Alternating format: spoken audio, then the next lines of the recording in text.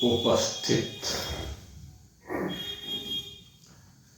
भगवत रस रसिक स्वरूप पथगामी जिज्ञासु पे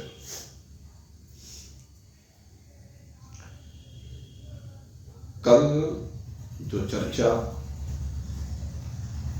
आपके सन्मुख की गई थी, उस चर्चा में एक बात मुख्य रूप से आपके सन्मुख रखी गई। एक होते हैं पात्रता के साधन, और उन पात्रता के साधनों को जीवन में उतारने के बाद फिर बात होती है ज्ञान के श्रवण की, ज्ञान के मनन की और निधिध्यासन की। तो कहते हैं कि जो साधन हैं वो भले ही अभी 100% आपके जीवन में नहीं उतरे हैं। विवेक, वैराग्य, सठ संपत्ति और मुमुक्षुता, लेकिन उनका एक अंश मात्र भी जीवन में आने से आप उस साध्य की ओर आगे बढ़ते हैं।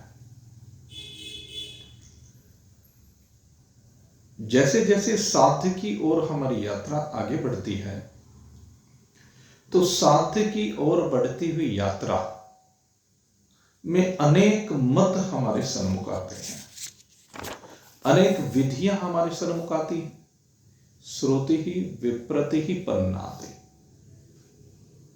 भिन्न भिन्न प्रकार से भिन्न भिन्न महान पुरुष, भिन्न भिन्न ग्रंथ अपनी बात को कहते हैं। और साधना काल में हम पूरी तरह से उनका विवेचन न कर पाने के कारण से उनके बीच में सामंजस्य नहीं बैठा पाते हैं, और उसके कारण से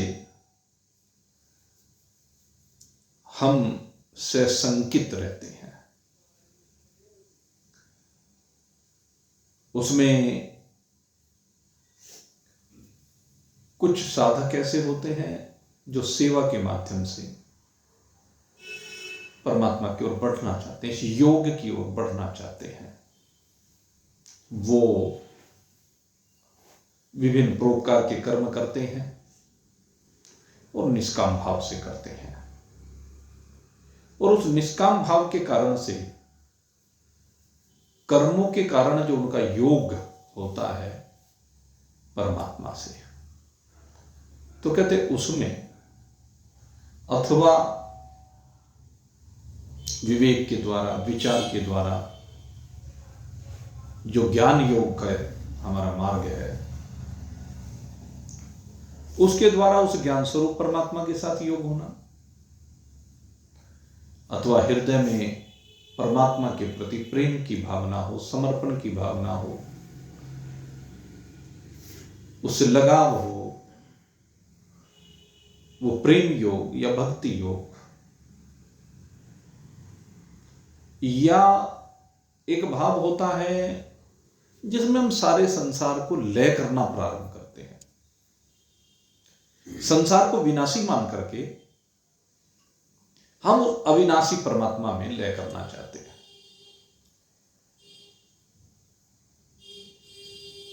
और अगर यदि देखा जाए तो यही है, अविनाशी तु तद विधि येन सर्वमिदं ततं विनाशमव्यश्च न कश्चित कर्तुम अर्हसि। कहते वो जो अविनाशी तत्व है, उस अविनाशी में ही ये विभिन्न प्रकार से विनाशी प्रतीत हो रहा है। जिस समय ये अविनाशी विभिन्न रूपों में प्रतीत होने लगता है, तो ये विनाशी सब प्रतीत होने लगता है। है अविनाशी, लेकिन अविनाशी होने के बावजूद विनाशी सा दिखने लगता है। और ये विनाशी अविनाशी में ठहरा होता है। लहर जल में ही ठहरी होती है, जल ही होती है, लेकिन लहर विनाशी है। लहर में रहने वाला अविनाशी तत्व वो तो ज्यों का त्यों है। उसने लहर का रूप धारण कर लिया, सोने ने आभूषण का रूप धारण कर लिया, सूत ने वस्त्र का रूप धारण कर लिया, लोहे ने अस्त्र शस्त्र का रूप धारण कर लिया, अन्यथा है तो सब एक है। कहते उस अविनाशी का विनाशम अव्यय है। इस अव्यय का विनाश करने में अस्य है, यहां पर न कश्चित कर तुम अर्हसि, कोई समर्थ नहीं है, क्योंकि ये अविनाशी है। और डॉक्टर साहब ने एक बहुत बढ़िया बात कही कि वास्तव में जिसको हम विनाशी कह रहे हैं उसका भी विनाश नहीं होता, क्योंकि वह अविनाशी ही है, अविनाशी में ही प्रतीत है। और दूसरी सबसे बड़ी बात जो सामने आई कि ये अपना विनाश भी स्वयं करने में समर्थ नहीं है, क्योंकि यह अविनाशी तत्व है, इसलिए इसका विनाश हो ही नहीं सकता। यहां तक ये लय चिंतन की बात है। हम उस विनाशी को जिसमें प्रतीत हो रहा है, जो आभूषण प्रतीत हो रहे हैं, उसको सोने में लय करते हैं, इन लहरों को जल में लय करते हैं, इन वस्त्रों को सूत में लय करते हैं, इन अस्त्र शस्त्रों को लोहे में लय करते हैं। ये पद्धति है। अन्यथा तो जो ये ऊर्जा के भिन्न स्वरूप कहे गए, चाहे वह प्रकाशीय ऊर्जा कही हो, उसमें ऊर्जा कही गई हो, ये गतिज रूप में, स्थिति के रूप में, जिस भी रूप में, सारी ऊर्जाएं एक अनंत ऊर्जा का ही तो भाग है। एक अनंत ऊर्जा से विलग ये कुछ भी नहीं है। तो लय भी किसका होना है और किस में होना है? कहते जो हमने दूसरा अपना स्वरूप कल्पित कर लिया है, उस कल्पित को यथार्थ में लय करना है, वास्तविकता में लय करना है, और इसी का नाम योग है। आपका योग सदा सिद्ध है, लेकिन आपने भ्रम के कारण अपने आप को अलग रूप में जो अनुभूत किया है, उसके कारण से आपका वियोग सा हो गया है। आपका वियोग कभी नहीं होता आप में, आपका सदा ही योग है। परमात्मा का आप में सदा ही योग है, लेकिन परमात्मा जब दूसरे रूप को धारण करता है तो उसका वियोग सा प्रतीत होता है। और लय चिंतन के द्वारा, विवेक विचार के द्वारा, कर्म योग के द्वारा, भक्ति योग के द्वारा, अष्टांग योग के द्वारा, हठ योग के द्वारा, जितने भी योग हैं उन सब के द्वारा इस अविनाशी में प्रतीत होने वाले इस विनाशी को हटाया जाता है। इसकी जो हमें अनुभूति हो रही है, जिसके कारण से हमने अपने को विनाशी समझ लिया है तो हम अविनाशी, लेकिन समझ लिया है विनाशी। और इसका कारण क्या है? कहते इसका कारण है ध्यान है। यदा ते मोह कलिलम बुद्धिर्व्यतितरिष्यति, जब तू मोह की दलदल से बाहर निकलेगा तब तेरी बुद्धि इस विनाशी में तुझ अविनाशी को ही देखेगी। इस विनाशी में तुझे अपना अविनाशी स्वरूप ही नजर आएगा, लेकिन मोहों की दलदल से बाहर निकलना पड़ेगा। ये मोहों की दलदल दो प्रकार की है जिसमें ये जीव फंसा हुआ है। एक मोह की दलदल है सांसारिक मोह। एक तो सांसारिक मोह होता है, और ये जो सांसारिक मोह होता है ये कहां कहां हो सकता है आप सब जानते हैं। ये परिवार में होता है, स्त्री में, पुरुष में, पुत्र में, भाई में, बंधु, कुटुंब, कबीला, समाज, मित्र, इष्ट, रिश्तेदार, धन, यौवन, मान, सम्मान, पद, प्रतिष्ठा, व्यापार, मकान, दुकान, फैक्ट्री, ये सब सांसारिक मोहों की सामग्री है। और ये जो हमारा शरीर है, ये भी सांसारिक मोह की वस्तु है, वस्तु ही तो है। ये भी सांसारिक मोह का कारण है, सबसे बड़ा कारण है। और दूसरी चीज होती है, कहते हैं जब कोई साधक आगे बढ़ता है तो उसके अंदर एक चीज और सबसे बड़ी आ जाती है, और वो बड़ा भयंकर मोह होता है। उसको कहते हैं शास्त्रीय मोह।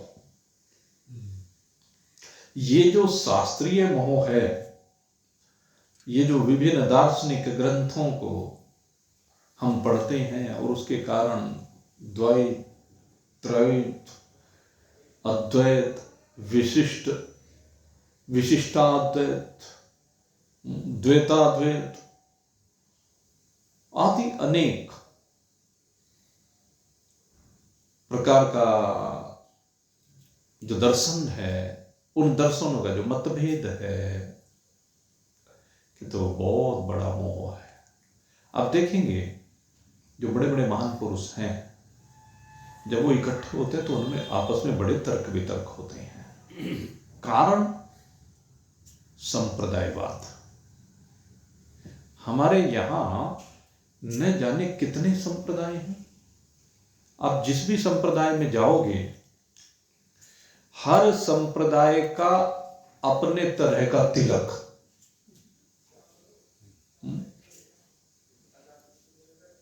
देखते हैं ना, भारी भांति के तिलक लगाने की प्रथा।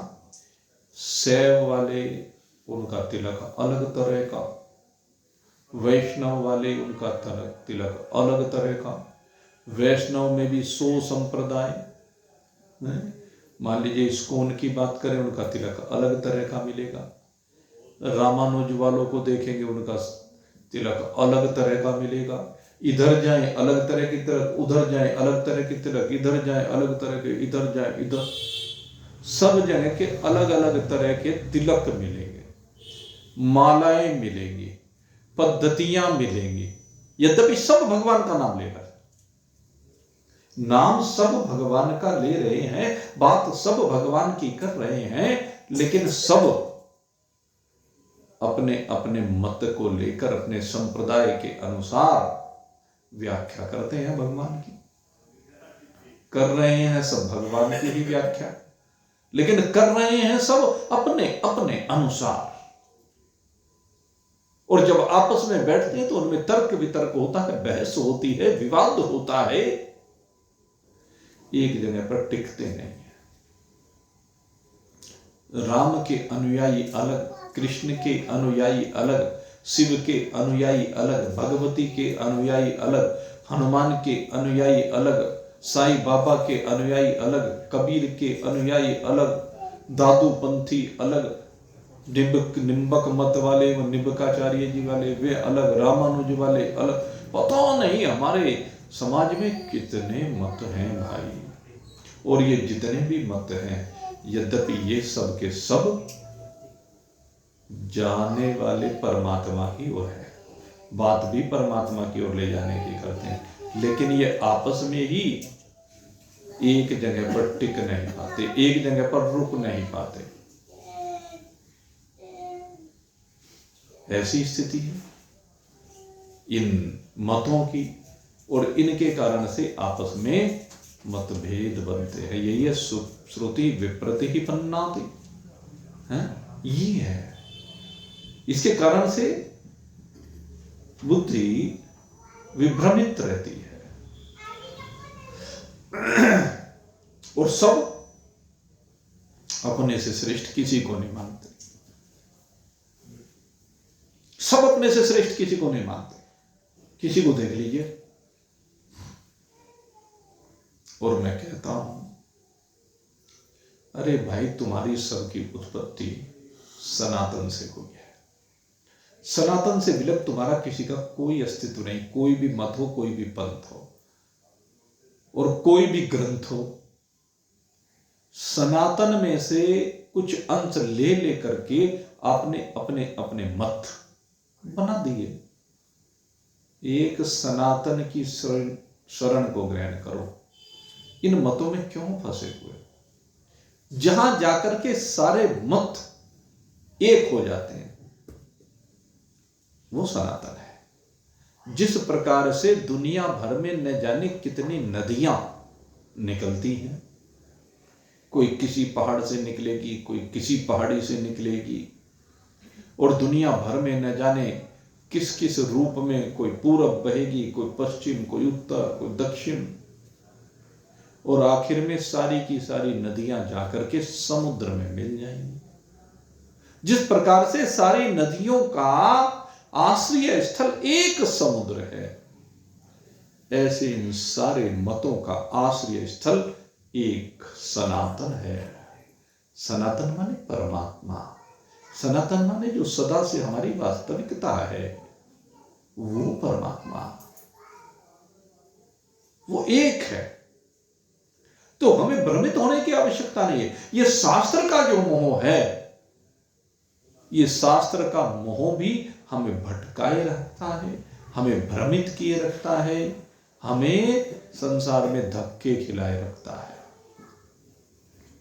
इसलिए मैं बार बार कहता हूं, ये भिन्न भिन्न प्रकार के मतों की सीमा से बाहर निकलो और एक जगह पर आ जाओ। जो आदि आपका स्रोत है, अनादि स्रोत है, बल्कि ये कह लीजिए, तो उसमें आइए ना, जिसका न आदि है न अंत है। अंतवंति में देहा नित्यस्य युक्तः शरीर। अरे सब तो अंत हो जाने वाले हैं, लेकिन जिसमें सबका अंत हो जाने वाला है, जिसमें सब लय हो जाने वाले हैं, वो परमात्मा ही हम सब की एक वास्तविकता है। वही सनातन तत्व है। और उस सनातन तत्व में जाने के बाद फिर मोह नहीं रहता। अब मोह की दलदल से बाहर निकल जाते हैं। अर्जुन को यही कहा भगवान ने कि जब तू इस मोह की दलदल से बाहर निकल जाएगा, तभी तू सुनने लायक होगा, और जब तू सुनने लायक होगा, तभी तू चिंतन करने लायक होगा, और जब तू चिंतन करने लायक होगा, तो तभी तेरे जीवन में उतरेगा। और जीवन में उतरने पर अगर कर्म योग से तू बढ़ रहा है, तो तुझे परमात्मा के साथ अपनी समीपता का अनुभव होने लगेगा। ज्ञान योग के मार्ग पे चल रहा है, तो तू परमात्मा से अपने आप को अभेद अनुभूत करने लगेगा। भक्ति योग से चल रहा है, तो तू परमात्मा के साथ अभिन्नता को अनुभूत करेगा। कहते हैं फल सबका एक ही है। इसलिए अपने विचारों को, अपने भावों को एक परमात्मा में ला करके स्थिर कर, तभी तेरी बुद्धि योग में स्थित हो जाएगी। तभी तो उस योग को प्राप्त होगा। समाधावचला बुद्धि तदा योगम वापस्यसि। जब तेरी बुद्धि अचल हो जाएगी, कहां? परमात्मा में। संसार में नहीं करनी है। जब तेरी बुद्धि परमात्मा में अचल हो जाएगी, तो कहते हैं उसी समय तू योग को प्राप्त हो जाएगा। अब जब भगवान ने इस प्रकार से कहा, तो अर्जुन के मन में एक संशय आया, या कह लीजिए जिज्ञासा हुई। और जिज्ञासा होने पर अर्जुन भगवान से प्रश्न करता है। उसके मन में संशय होता है कि जिसको ये योग की प्राप्ति हो जाती है, जिसका परमात्मा से योग हो जाता है, उसका निरीक्षण कैसे करें, उसका परीक्षण कैसे करें, या वो कैसा दिखता होगा इत्यादि उसके मन में भाव आए, हम कैसे अवलोकित करें। तो यहां पर यही बात भगवान श्री कृष्ण से अर्जुन पूछ रहा है। अर्जुन उवाच स्थित प्रज्ञस्य का भाषा समाधिस्थस्य केशवः स्थित धी किं प्रभासेत किमासीत व्रजेत किम। कहते हैं जो ये परमात्मा को प्राप्त हो गया या जिसकी बुद्धि स्थिर हो गई है, तो उसकी बोलचाल कैसी है, समाधि में स्थित पुरुष की भाषा कैसी होती है, कैसा बोलता है वो। स्थिति किम प्रभासित, किमासीत, बैठता कैसी है, वो व्रजेत किम, चलता कैसे है। भाव कहने का है कि उसके ऊपरी लक्षण कैसे हम अनुभूत करें, ऊपरी लक्षणों से कि वो योग में स्थित हो गया है। अर्जुन ये जानना चाहता है। स्थित प्रज्ञ जो समत्व योग का पीछे वर्णन किया, उस समत्व योग में जो स्थित हो गया, जिसके अंदर एक बात और कही थी, योग है कर्मसु कौशल, यानी जिसे कर्म करने में कुशलता हासिल हो गई है, कर्मों के योग को जो समझ गया है, तो उसके भाव कैसे होते हैं, उसकी स्थिति कैसी होती है। क्योंकि हम देखते हैं, हम जो हमारी लौकिक जीवन है, इसमें चेहरा देख करके हम किसी भी व्यक्ति का चेहरा देखें और चेहरा देखने के बाद हम तुरंत उसके संदर्भ में कुछ निर्णय ले सकते हैं कि इस व्यक्ति का स्वभाव कैसा होगा। और जब वो बोलता है तो हमारा निर्णय और थोड़ा सा सुदृढ़ हो जाता है। जब वो चलता है तो और उसके बारे में धारणा पक्की हो जाती है। वो बैठता है और धारणा, क्योंकि उसके बैठने का तरीका, चलने का तरीका, खाने का तरीका, पीने का तरीका, भूल, हर काम, वो सारे भिन्न प्रकार से होते हैं। उसके कर्मों से ही दिखाई दे जाता है, शरीर की जो एक्टिविटी है उनसे पता चल जाता है कि इसकी स्थिति क्या है। स्थित प्रज्ञ, सबसे बड़ी बात यहां पर ये स्थित प्रज्ञ ही है। स्थित प्रज्ञ कहते हैं ये दोनों के लिए प्रयोग में किया जाता है। साधक को भी लेकर के हम इसका प्रयोग करते हैं और सिद्ध को लेकर भी इसका प्रयोग किया जाता है। कहते हैं जिसका विचार दृढ़ है, और कोई कितना कह लो अपने साधन से वो हटता नहीं, उसको भी स्थित प्रज्ञ कहते हैं। अभी साधक है, गुरु जी के पास गया, गुरु जी ने कह दिया रोज 16 वाला जाप करनी है, तो उसे करनी है, कोई और कुछ ही कहता रहे। और गुरु जी ने कहा सुबह नहा धो के बैठ के पहले 16 माला करनी है, चाहे कुछ भी हो जाए, पहले 16 माला, उसके बाद कुछ भी खाना पीना अपने रोज के कर्म उसके बाद करने हैं। अब कोई इसको समझाने लगे, घर में कोई विपरीत परिस्थिति आ जाए या अन्य कोई भाव आ जाए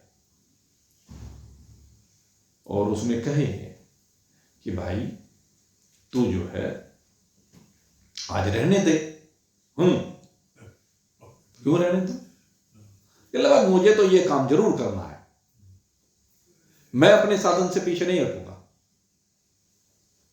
तो साधक के लिए भी कई बार स्थित प्रज्ञ का प्रयोग किया जाता है। वैसे स्थित प्रज्ञ उसी को कहते हैं जो किसी भी परिस्थिति में विचलित ना हो। और कैसे विचलित ना हो? समझ के बाद। वास्तविक स्थित प्रज्ञ जो हमने कहा है, जब उसकी समझ पक्की बन जाती है, जब वो समझ जाता है कि इस अविनाशी में ही ये सारा विनाशी स्फुरित हो रहा है, कल्पित हो रहा है, संकल्पित है, और ये सब इसी में लय को प्राप्त हो जाने वाला है। ये सारे शरीर सारे निवृत्त हो जाने वाले हैं, और जिसमें निवृत्त हो जाने वाले हैं वो अविनाशी है, और वो अविनाशी मैं हूं। वो अविनाशी मुझसे भिन्न कोई दूसरा नहीं है। अविनाशी तु तद विद्धि येन सर्वमिदं तत्। मुझ अविनाशी में ही ये सब कुछ लय को प्राप्त हो जाता है। मुझ अविनाशी में ये आश्रय पा रहे हैं। इनका आश्रय स्थल मुझसे भिन्न कोई दूसरा नहीं है। ओम पूर्णमदः पूर्णमिदम्। मुझ पूर्ण से ही इस पूर्ण को अस्तित्व मिल रहा है, इसकी उत्पत्ति हो रही है, मुझ में रह रहा है, मुझी के आश्रित है। ओम पूर्णमदः पूर्णमिदं पूर्णात् पूर्णमुदच्यते। कहते हैं ये मेरी पूर्णता से ही पूर्ण भाषित होता है। ये सारा संसार मेरी कारीगिरी से ही, मेरे में ही रहते हुए, मेरा ही मायावी रूप मुझसे सत्ता पाकर के स्फुरित होता हुआ पूर्णता से संयुक्त दिखता है। मुझ पूर्ण से अलग और इसमें कुछ भी नहीं है। और समझ के बाद जिसको इस बात का ज्ञान हो जाता है, बोध हो जाता है, पूर्णस्य पूर्णमादाय, तो कहते हैं ये संसार जब उसको पूर्ण भासने लगता है तो ये पूर्ण भासने वाला संसार भी मुझ पूर्ण में लय होकर के फिर बाद में केवल एक मैं ही पूर्ण से रह जाता हूं। कोई जीव नहीं रहता, कोई जगत नहीं रहता, कोई ईश्वर नहीं रहता। जीव जगत ईश्वर तीनों भाव लय होकर के केवल एक शुद्ध चेतन परमात्मा ब्रह्म, सर्व खलविदं ब्रह्म, ये सब कुछ एक ब्रह्म रूप में रह जाता है। और ये ब्रह्म भी फिर इससे विलग कुछ है ही नहीं। किसका विनाश हो, किसका बनना हो, किसका बिगड़ना हो। यहां बनने और बिगड़ने की सीमा से परे हो जाता है, क्योंकि यहां पर द्वैत रहता ही नहीं। अद्वैत, जहां अकेला एक परमात्मा रह जाता है, जहां पर जीव जगत और ईश्वर तीनों भाव, ये तीनों परमात्मा के भाव ही तो हैं। ये परमात्मा की विभिन्न स्थितियां ही तो हैं। एक ही परमात्मा अनेक रूपों में भाषित हो रहा है। एक ही शुद्ध चेतन ब्रह्म ईश्वर के रूप में भाषित हो रहा है, वही ब्रह्म जीव के रूप में भाषित हो रहा है, वही ब्रह्म जगत के विभिन्न पदार्थों के रूप में भाषित हो रहा है। और वास्तव में ये सब एक है। विचार दृष्टि से देखे जाने पर जब ये समझ में आ जाता है कि ये सब एक ही ब्रह्म भाषित हो रहा है, एक ही ब्रह्म में भाषित हो रहा है, तो फिर एक ही रह जाता है। एकमेवाद्वितीयं ब्रह्म। यहां पर एक अकेला ब्रह्म, अद्वितीय ब्रह्म, यहां पर दो की कल्पना ही नहीं है। और कहते हैं इसके अलावा कोई दूसरा रास्ता ही नहीं है। अगर यदि आप जीवन मरण के चक्र से मुक्त होना चाहते हैं, अपने में से जीवन मरण की कल्पना को हटाना चाहते हैं, अपने में से विनाशी भाव को हटाना चाहते हैं, आप अपने अविनाशित्व में विराजमान होना चाहते हैं, तो नान्य पंथ विद्यते अयना, इसके अतिरिक्त कोई दूसरा रास्ता ही नहीं है। अन्यथा जब तक दो रहेगा आवागमन रहेगा, जब तक अनेकता रहेगी आवागमन रहेगा। से मृत्युमापनोति ये ई नानेव पश्यति। जब तक हम यहाँ पर नानापना देखते हैं, अनेकता देखते हैं, भिन्नता देखते हैं, सबको अलग अलग रूप में देखते हैं, विषम रूप में देखते हैं, तो तब तक मरना है, जीना है। और जब सब में एक परमात्मा के अतिरिक्त हमें और कुछ दृष्टिगोचर ही नहीं होता, फिर कहते हैं किसकी मृत्यु है, किसका जन्म है। न जन्म है, न मृत्यु है, न बनना है, न बिगड़ना है, न संयोग है, न वियोग है, न लाभ, न हानि, न जय, न पराजय, न मान, न सब सीमाओं से बाहर। किसका सुख, किसका दुख, किसका रोना, किसका हंसना। ये है स्थित प्रज्ञ की स्थिति। तो ऐसा स्थित प्रज्ञ कैसे पता चले? अर्जुन जानना चाहता है, हम भी जानना चाहते हैं। जो भी कोई साधना कर रहा है, जब भी कोई साधना के पथ पर आगे बढ़ता है, तो वो बार बार अपने को देखना चाहता है कि मैं कहां पहुंच गया। जैसे कोई पर्वत पर चढ़ना चाहता है, खड़ी चढ़ाई, तो खड़ी चढ़ाई में जब वो ऊपर चढ़ना चाहता है, चढ़ना शुरू किया, जैसे जैसे वो चढ़ता है ना, चढ़ेगा, फिर पीछे देखेगा, देखो कितनी दूर आ गया, कितना चढ़ गया, कितना बाकी। वो बार बार देखना चाहता है। ऐसे एक साधक देखना चाहता है कि मैं कहां पर हूं, कहीं हूं कि नहीं हूं।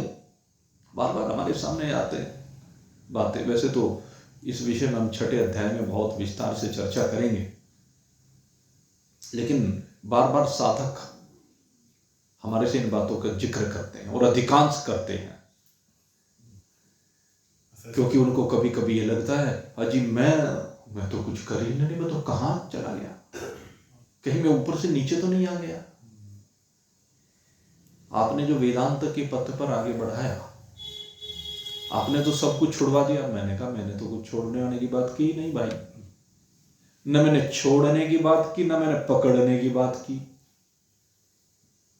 मैंने तो छोड़ना और पकड़ना दोनों की सीमा से आपको बाहर निकालने की बात की है। लेकिन फिर भी होता है मन में कि जी वेदांत के पथ पर जाने पर आप तो सब कुछ कल्पित बताने लगे। अब आस्था समाप्त होती जा रही है, निष्ठा समाप्त होती जा रही है, समर्पण समाप्त होता जा रहा है, कर्मकांड समाप्त होता जा रहा है, नियम कानून समाप्त होते जा रहे हैं। मैंने कहा भाई अब आप ये सब समाप्त होते जा रहे हैं, जरा अपने मन को देखो, उसका उलझाव समाप्त होता जा रहा है कि नहीं होता जा रहा है, ये देखो। इन चीजों को छोड़ने से, मैंने किसी को ये नहीं कहा तू माला जपना छोड़ दे, तू भगवान का नाम लेना छोड़ दे, तू पूजा पाठ करना छोड़ दे, मैंने किसी को नहीं कहा। लेकिन ये स्वतः ही छूटते चले जाते हैं। उसके पीछे कारण क्या है? बात यह है ना कि आपको कारण को जानना पड़ेगा। आप पूजा पाठ छूट जाता है जब आप इस लाइन पर आगे बढ़ते हैं। क्यों? कहते जिसकी पूजा हो रही है वो मैं ही हूं। अब जब वो देवता मैं ही हूं तो मैं किसकी पूजा करूं? चिंतन करें। कहते जिस राम की माला मैं जप रहा हूं, रामो हम भाव आते ही वो राम मैं ही हो जाता हूं। किस राम का नाम लूं फिर?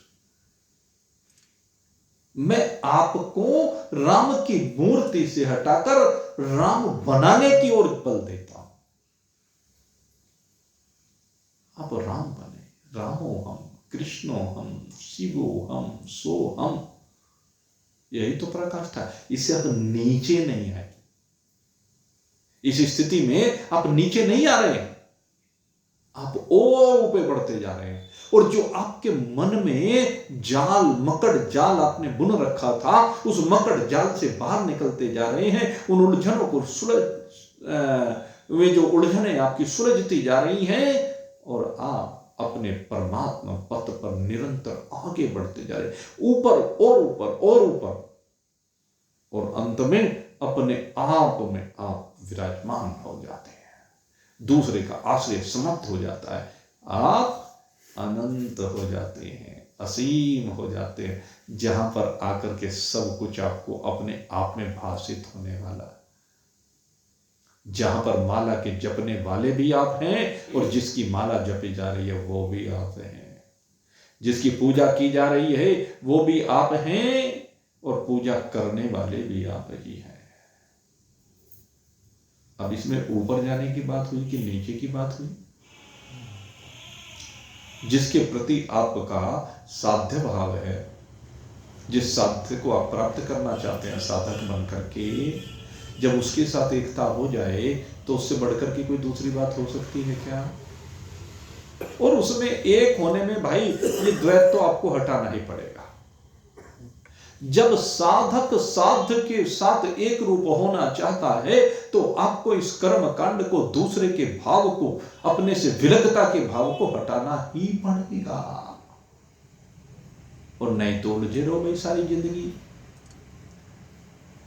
अब तो गाड़ी मंजिल पर पहुंचने वाली है, या कह लीजिए जो प्रारब्ध ने इस गाड़ी को चला रखा है, अब वो यात्रा पूरी होने को है, और अब भी अगर उलझे ही रहोगे तो सुलझोगे कब? क्योंकि इस शरीर के बाद दूसरा शरीर ये मिले इस बात की गारंटी नहीं है, और जब गारंटी नहीं है दूसरा शरीर अगर यदि मिलेगा तो उसमें तो चिंतन करने का अवसर ही नहीं मिलेगा, उसमें तो सारी जिंदगी भय निद्रा आहार मैथुनम इसी में व्यतीत हो जाएगी। इसलिए मेरे मित्रों, इस यात्रा को समाप्त होने से पहले अपने में आ जाओ, इन छोटे छोटे बातों से बाहर निकलो। भगवान यही समझा रहे हैं कि तू इन संशयों से बाहर निकल, और जब तक इस मकड़ जाल में फंसा रहेगा न, इन छोटे छोटे बंधनों में बंधा रहेगा न, बात बनने वाली है नहीं। इसलिए अपने को जरा खोल, बांध करके क्यों रखता है? आप सोच के देखिए, क्या कर्मकांड बंधन नहीं है क्या? जिस कर्मकांड में आप बंधे पड़े हैं वो बंधन नहीं है क्या? हाँ, दिक्कत तब है जब अगली सीढ़ी पर पैर रखे बिना आपने इसको छोड़ दिया, तब गड़बड़ है। जब आप अगली सीढ़ी पर पहुंच गए तो इस बंधन को क्यों नहीं खोलते, इसको छोड़ते क्यों नहीं, इसमें चिपके क्यों पड़े हो? अगर चिपके पड़े रहोगे, एक पैर एक पैड़ी पे, दूसरा पैर दूसरी पैड़ी पर, अब तीसरी पैड़ी पर अगर आपको पैर रखना है तो पहली पैड़ी से चिपकाव खत्म करना पड़ेगा, और नहीं करोगे तो तीसरी पे रख ही नहीं सकते सारी जिंदगी। कैसे रख लोगे? बताओ कौन सा तरीका है? अब 3 पैर थोड़ा है ना आपके पास, सोचो। बलि महाराज लोगों के बंधन में बंधा हुआ था, फलाना लोक मेरा, फलाना लोक मेरा। भगवान ने 2 पग में सारे नाप लिए, कि मेरे पास तो कुछ भी नहीं है, श्री विहीन हो गया, अब कुछ रहा ही नहीं। तब जाके बलि की समझ में आया, अब तो मेरा कुछ है ही नहीं। वही मैं आपको समझा रहा हूं, आपका यहां पर कुछ है ही नहीं। और जब आप यहां इस भाव से संयुक्त हो जाएं कि यहां पर मेरा कुछ भी नहीं है, शरीर भी मेरा नहीं है, कौन है? केवल परमात्मा मेरा है। बलि ने कहा, प्रभु आप मेरे हैं, उठाइए तीसरा पग। सिर झुका दिया, अभिमान समाप्त हो गया, बंधन से बाहर हो गया, और फिर बलि की और परमात्मा की एक रूपता हो गई, दोनों का भेद समाप्त हो गया। यह तीसरा पग। इसलिए भाई अब इन छोटी छोटी चीजों से जरा बाहर निकलने के बारे में सोचो, फंसे ना रहो। मैं तो बार बार कहने का काम है भाई, कहूंगा, मेरा धर्म यही है। इसीलिए यहां पर बैठा हुआ हूं। अब छोटी से हट करके अनंत ब्रह्म में विराजमान हो। कब तक सीमित रहोगे? कब तक दास बने रहोगे? इस दासता से मुक्ति पाओ, दास्य भाव अपने में से बाहर निकालो और परमात्मा भाव में आओ, जहां अनंतता है, असीमता है, अखंडता है, सर्वशक्तिमानता है, सर्वज्ञता है, सर्वरूपता है? निराकारता है, निर्गुणता है, निरव्यता है। ऐसा अद्भुत आनंद है कि उस आनंद में डूब करके फिर दुख का लेस भी रहने वाला नहीं है। आपका ये आनंद अलौकिक आनंद है, आपका ये आनंद दिव्य आनंद है। ये आनंद जिसमें सब कुछ लय होने के बाद आप अकेले विराजमान हैं। न कोई भय है, अभ्यता है, न कोई विक्षेप है, कोई विक्षेप करने वाला क्योंकि रहता नहीं है। जहां पर केवल आप एक अकेले शुद्ध सच्चिदानंद घन ब्रह्म मात्र है, वो अनंत आनंद का समुद्र, ये ही आपकी वास्तविकता है। ज्ञानेन्द्रिय, कर्मेंद्रिय, देही, अंतःकरण, जीवत्व, चिदाभास, इन सब के बंधनों से विनिर्मुक्त ये आत्मा परमात्मा है। दोनों की भिन्नता समाप्त होकर के केवल एक तत्व, केवलोहम रूप से आप विराजमान हैं। यही है आपकी वास्तविकता, और इसी वास्तविकता को आप अपने आप में अनुभूत कीजिए और आनंद मनाइए। ये एकादशी का प्रसाद आज आपके लिए, और कल द्वादशी का प्रसाद वितरण होगा। ठीक दोपहर 12 बजे से नाला रोड पर लाला जी की दुकान पर ठीक 12 बजे कार्यक्रम प्रारंभ होगा।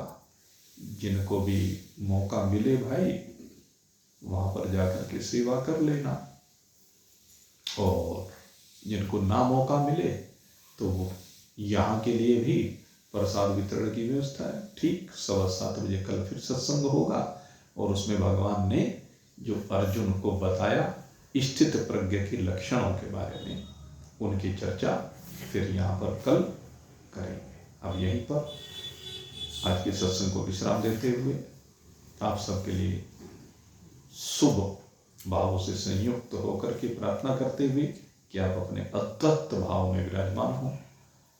बोलिए सच्चिदानंद भगवान की